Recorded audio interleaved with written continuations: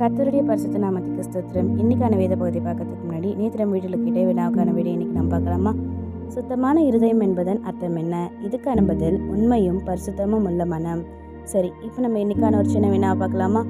நாம் அன்பு கூற வேண்டாது எதனால் மட்டும்? இதுக்கான பதிலை கமெண்ட்ஸ் சொல்லுங்கள். சரியான பதிலை நாளைக்கான வீடியோவில் சொல்கிறேன். இப்போ நம்ம இன்னைக்கான வேத பகுதியை பார்க்கலாமா?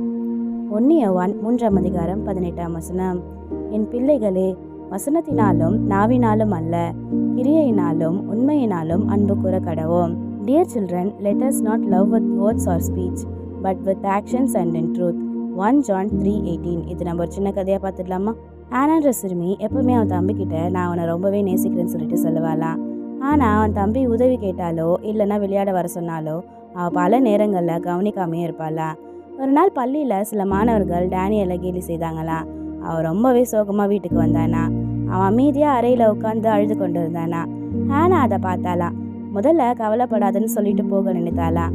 ஆனால் தேவன் சொல்ல அன்பு வார்த்தையில் மட்டும் இல்லாமல் செயல்லையும் இருக்கணும்னு சொல்லிட்டு அவன் நினைத்தாளாம். அவள் டேனியல் பக்கத்தில் உட்காந்து மனவேதனையை கவனமாக கேட்க ஆரம்பித்தாளாம். அதுக்கப்புறம் அவனுடைய வீட்டு பாடத்துலையும் உதவி செய்தாளாம். அவன் கூட உட்காந்து அவன் விரும்பிய விளையாட்டையும் விளையாடினாளாம். கொஞ்ச நேரத்தில் டேனியல் முகத்தில் மீண்டும் சந்தோஷம் மலர்ந்ததா.